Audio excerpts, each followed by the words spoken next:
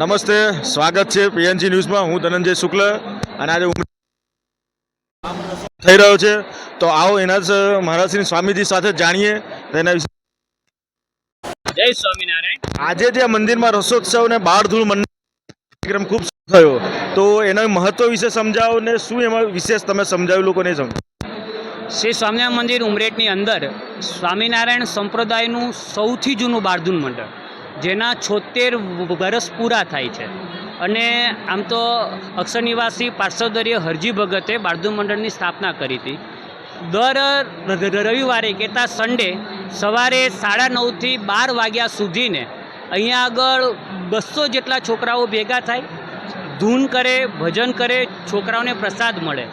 છોકરાઓ સોમથી લઈ સેટરડે કહેતા શનિવાર સુધીને બાહ્ય જગતનું જ્ઞાન પ્રાપ્ત કરવા માટે થઈ અને બાહ્ય સ્કૂલોની અંદર જતા હોય છે, જે પણ જીવનમાં જરૂરી છે।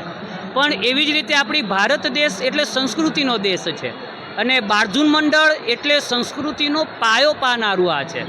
સ્વામિનારાયણ સંપ્રદાયની અંદર વડતાલ હોય, પછી ગોધરા હોય, મેદપુર હોય, અન્ય ઘણા સ્થાનોની અંદર આવા બાળધૂન મંડળના કાર્યો ચાલે છે, જેની અંદર બાળકોને ભગવાન સ્વામિનારાયણ, ભગવાન રામ, ભગવાન કૃષ્ણ, હિન્દુ શું છે એની ઓળખ આપવામાં આવે છે, જેના દ્વારા બાળકને પોતાને સંસ્કારનું જતન થાય છે। આજે મને કહેતા આનંદ થશે, અમારા બાળધૂન મંડળના બાળકો ઘણા દિલ્હીની અંદર જજ છે, અમદાવાદની અંદર જજ છે, ઘણા છોકરાઓ અમેરિકાની અંદર અમેરિકન એરલાઇન્સની અંદર પાયલોટની અંદર છે। પણ એ છોકરાઓ આજે પણ હિન્દુનું ચિહ્ન, ભગવાન સ્વામિનારાયણનું ચિહ્ન, તિલક ચાંદલો શિખા રાખીને એ ખુરશી ઉપર બેસે છે ને, ત્યારે અમને આનંદ થાય છે કે અમારો પાયેલા સંસ્કાર એ મુખ્ય આ છે। એટલે આ અમારું બાળધૂન મંડળ છે। બીજું તમે આજે જે જોવો છો એ ભગવાન સ્વામિનારાયણે કરેલો રસોત્સવ।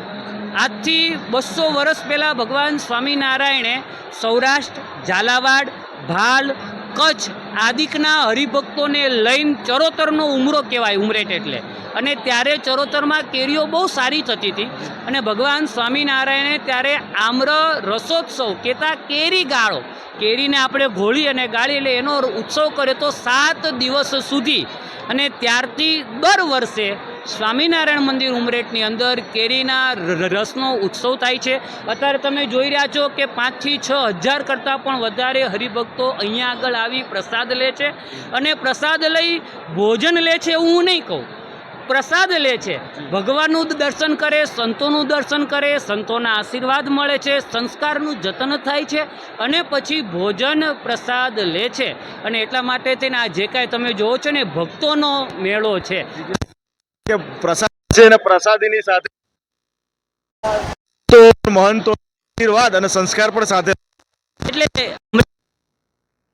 અમારે અહીંયા આગળ વડતાલ મંદિરના મુખ્ય કોઠારી સ્વામી આવ્યા હતા, અમારે પૂજ્ય ગુરુ રઘુવીર સ્વામી, ગઢપુર મંદિરના ચેરમેન સ્વામી જેવા 10 થી 12 સંતો અહીંયા આગળ આવ્યા હતા, સંતોએ આશીર્વાદ આપ્યા છે। અને આ સ્વામિનારાયણ સંપ્રદાયનું મુખ્ય કાર્ય છે પ્રસાદ, કથા વાર્તા, સત્સંગ। આ સ્વામિનારાયણ સંપ્રદાયનું મુખ્ય કાર્ય છે। સમાજ સેવાની સાથે ધર્મ સેવા એ અમારું મુખ્ય કાર્ય, ને તે કાયમને માટે સ્વામિનારાયણ મંદિરની અંદરથી થતું રહેતું હોય છે। તો દર્શકો જોઈ શકો છો તમે કે શ્રી સ્વામિનારાયણ મંદિર ઉમરેઠમાં આમ્ર રસોત્સવ એની મહત્તા સ્વામીજીએ સમજાવી, અને બાળધૂન મંડળ એટલે બાળકોને નાનપણથી જ ધર્મના, સંસ્કારના, રાષ્ટ્રના કેવી રીતે સિંચન કરવું ને પાયો કેવી રીતે મજબૂત કરવો એના માટે જે કાર્ય થઈ શકે છે। અને તમે જોઈ શકો છો કે કેટલી મોટી ભક્તની જનમેદની આવી છે આશીર્વાદ લેવા માટે, પ્રસાદી લેવા માટે, અને ખાસ કરીને નાના બાળકો કે જે અત્યારથી સંસ્કારનું સિંચન કરી રહ્યા છે। આભાર, ધનંજય શુક્લ, પીએનજી ન્યૂઝ।